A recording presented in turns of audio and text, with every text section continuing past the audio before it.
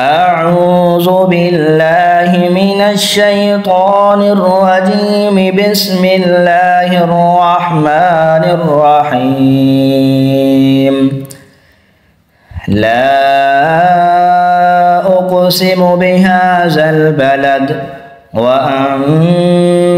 حل بهذا البلد ووالد وما ولد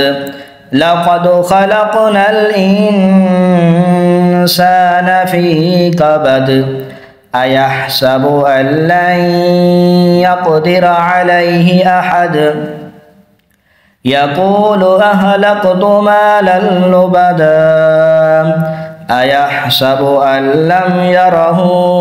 أحد ألم نجعل له عينين ولسانا وشفتين وهديناه النجدين فلاقتحم العقبة وما أدراك ما العقبة فك رقبة أو إطعام في يوم ذي مسغبة يتيما ذا مقربة أو مسكينا ذا متربة ثم كان من الذين آمنوا وتواصوا بالصبر وتواصوا بالمرحمة